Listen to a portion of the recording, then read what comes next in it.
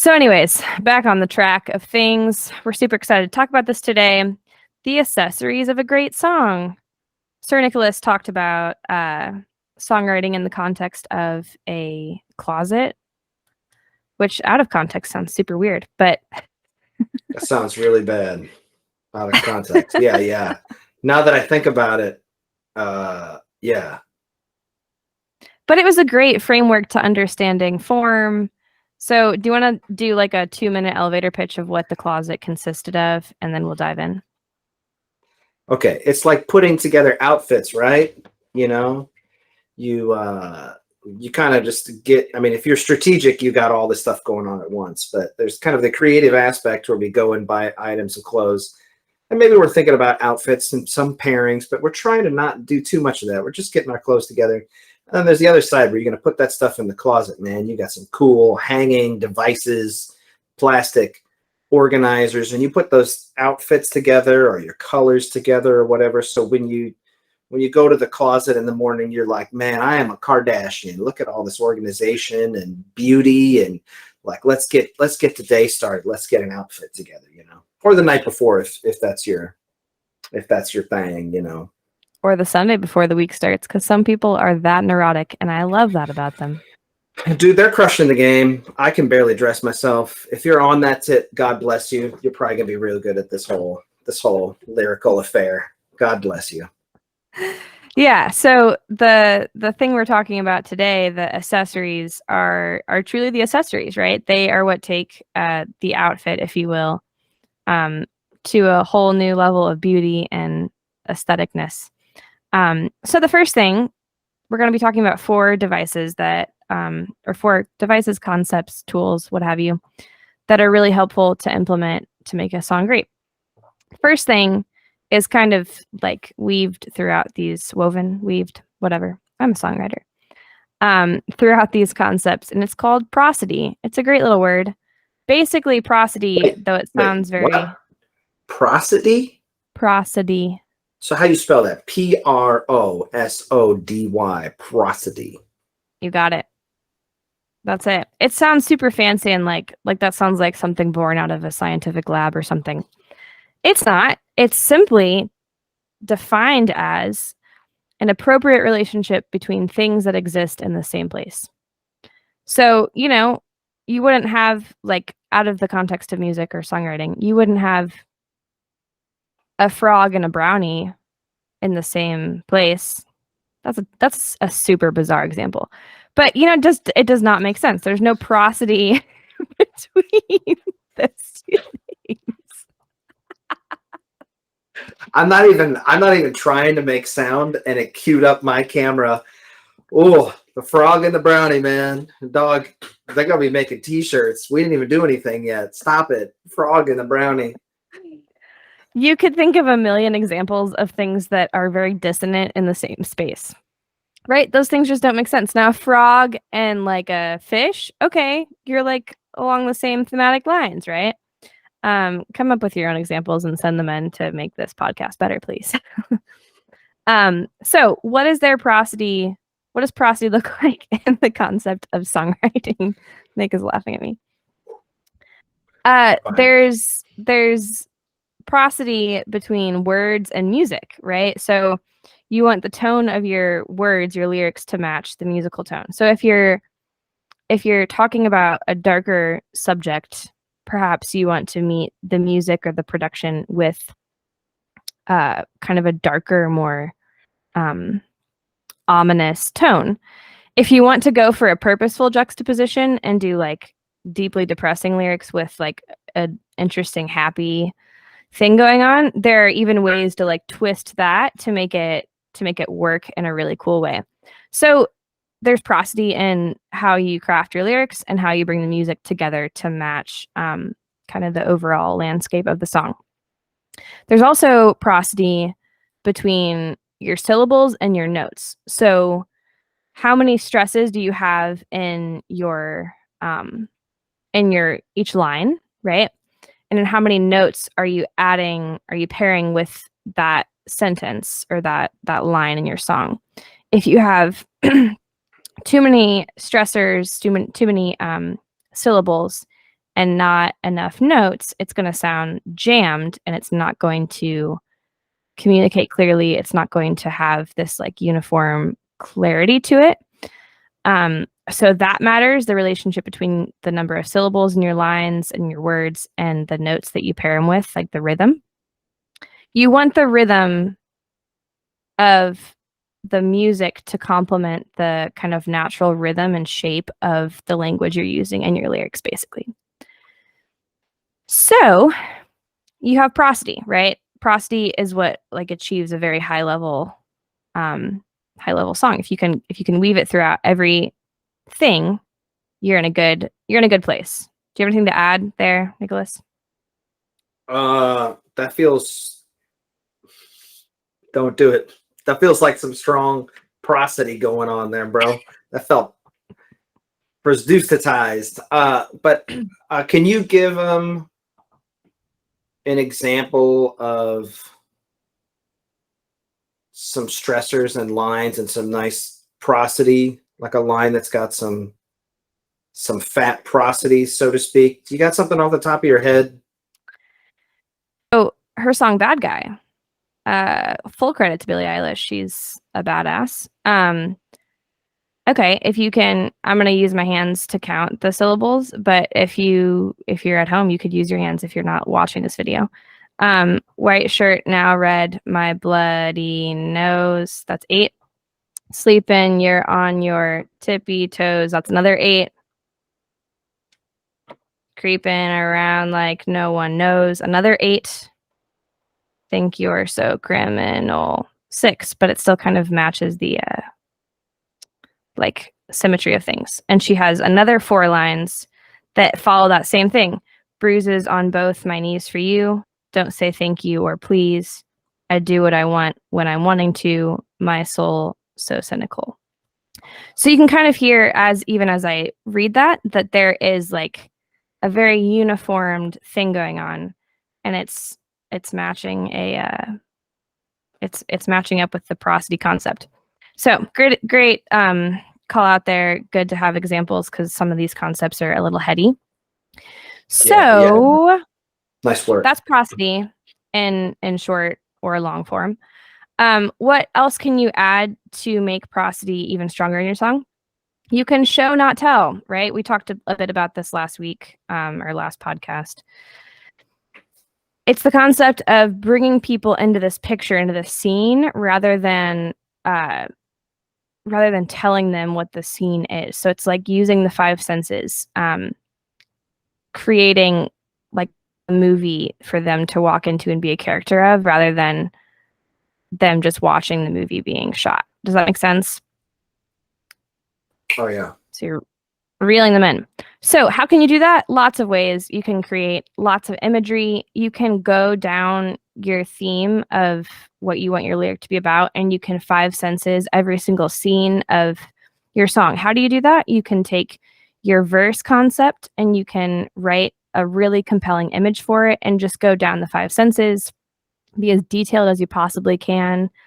You can do that same thing with each section of your song, and that's really helpful. There's other poetic devices like metaphors, similes, so many things you can get into. I won't get into describing all those today because there's so much there. But you can do a bit of research. If you have one thing that you're really trying to achieve, it's helpful to be as consistent as possible. So if you have found a really compelling metaphor for your song concept, stick with that metaphor all the way through at least that section, or through the whole song if you can get enough out of it. So it's really important when you're showing, not telling, to be extra consistent with the language that you choose. If it's an image, you want to keep them in that scene for as long as you can. Maybe that same scene continues through the verses and breaks and has like a interrupted dialogue in the chorus. Maybe you're keeping them in that scene the entire song and it's taking new directions and the scene is changing.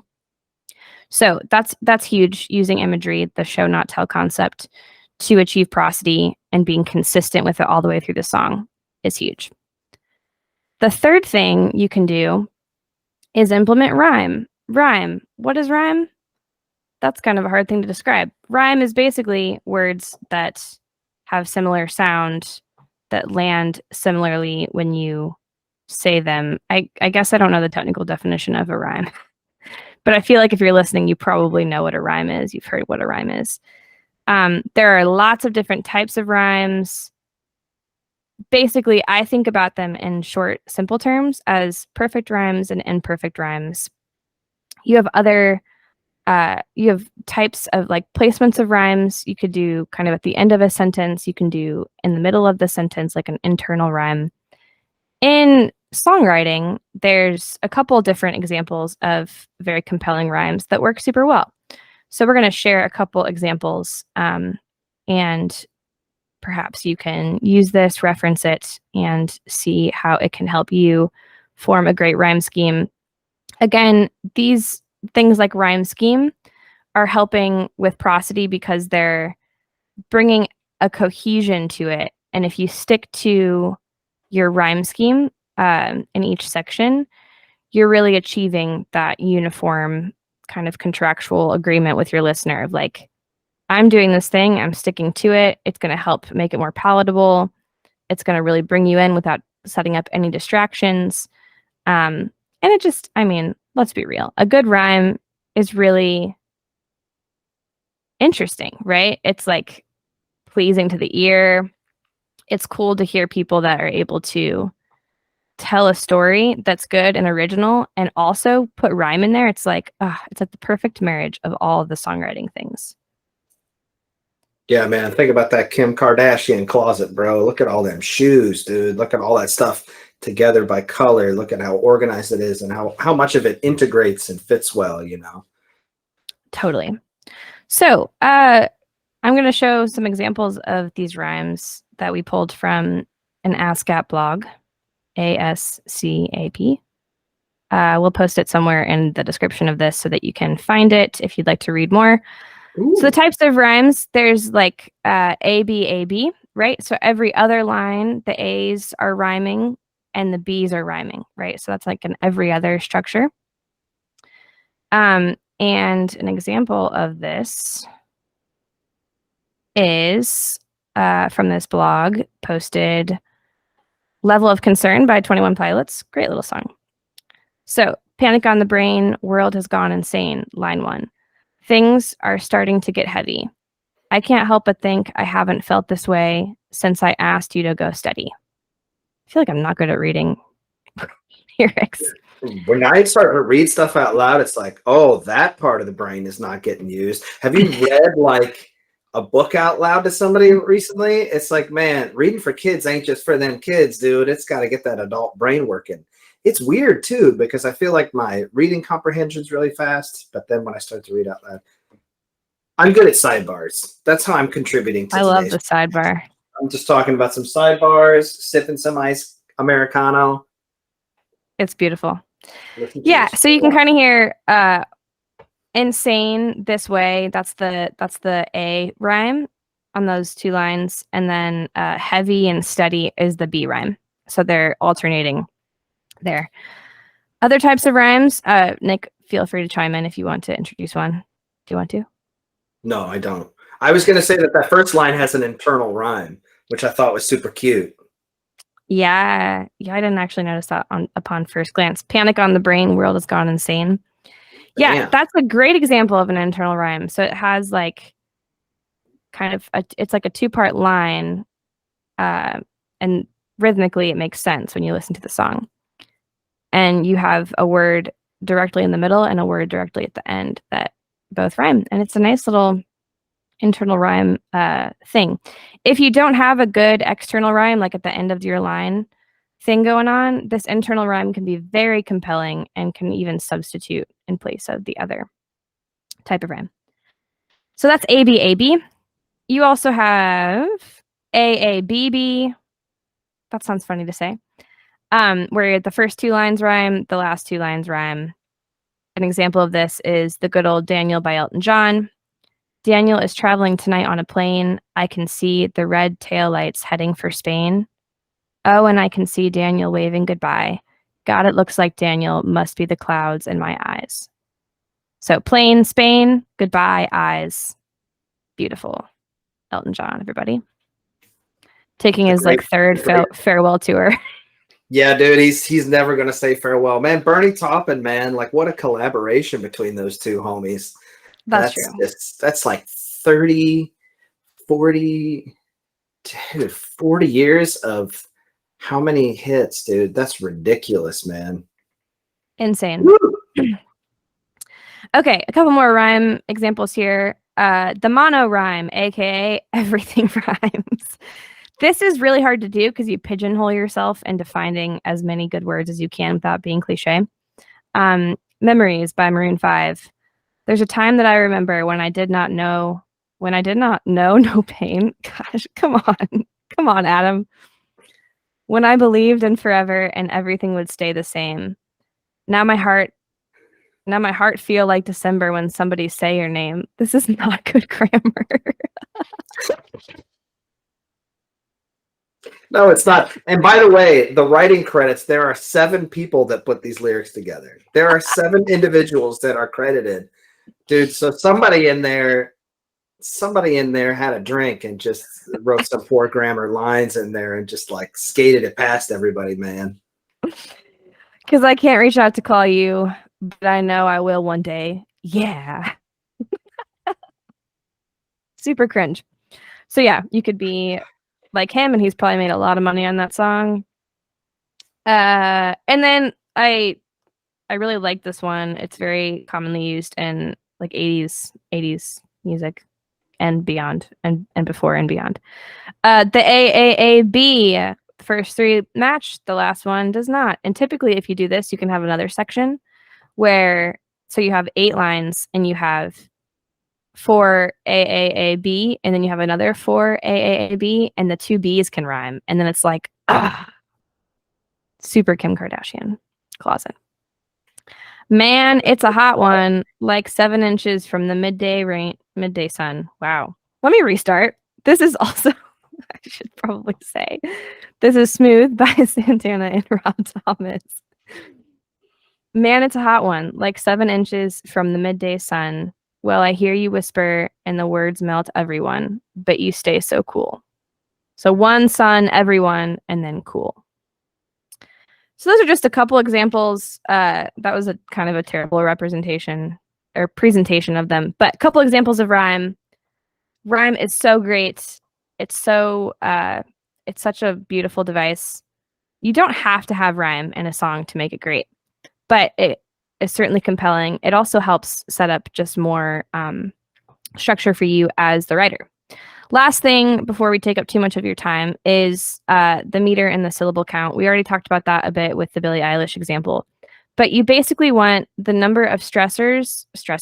Why do I say that? Am I stressed out? Probably. The number of stresses per line to match in each line of the section that you're writing. So, if you have 7 stresses per line, like in one line, and you really like that line, you should probably follow up with some kind of form that matches that. So you could have 7 in each line of that section. If the rhythm of what you're figuring out musically, which we're going to talk about in another podcast, is buying you more syllables in different lines, you could do 7 and then 14, 7, 14. So basically, whatever structure you set up, you want to maintain in that same section of your song. So if you do that for verse 1, you should probably follow a similar format for verse 2, verse 3, etc. Same with the choruses. It's just another way to set up that uniformity that really achieves great prosody. So those are all these things are creating stability in your song. They're setting up a great agreement with your listener that you're going to stay to this consistent thing and put them in this beautiful scene that is not distracting, that has amazing prosody, appropriate relationship between all these things that are coming together to make a great song. So, in summary, we talked about prosody, showing, not telling, imagery. We talked about lots of rhyme schemes you can achieve, lots of great syllable count, matching, form, etc. How can you apply this? So, I was trying to think of a helpful way for you to take this and work in step with from the last place we talked about your kind of dumb draft, right? So you're taking your last draft from here and you're going to examine the language this time. So look at the language you've used and decide, am I achieving prosody in how I'm using my language? Before you write another draft, you can also look for great rhymes. So hop on Google or like a rhyme resource. I use rhymezone.com. It's also an app. It's really great. And find related words to your theme or your topic or your image that rhyme together. So basically what you're doing is you're trying to hone in the language even more specifically with some rhymes, all matching this kind of theme that you're going for, right? Once you have examined your language, chosen some better images, done the show not tell thing, maybe thrown a metaphor in there or a new framework, and you have some great rhyme ideas, write another draft that's more specific to those things. And then from there, whittle it down to the syllabic count, the meter, making sure every single line has either the same number of syllables or you have some kind of alternating form that makes sense, that's achieving that uniformity in your meter and your syllabic count per line. Once you're there, you're in a really great place to be kind of achieving final form of your song. So lots of great things that you can do. These are not all the devices you can use in a song. This was just scraping the barrel surface, whatever it is, taking the first barrel surface. Okay, listen. Just scraping the surface, right? It's just a starter pack. Scraping the surface, the starter pack. So yeah, go take some of these things, go look for prosody in your lyrics, go see if things are feeling good. Think about it from a listener perspective.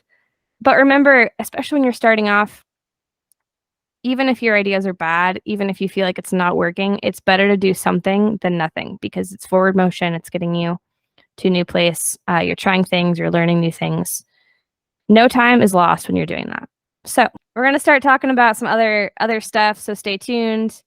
We can't wait to be back here with you. And we hope you have an excellent creative time writing songs and making money.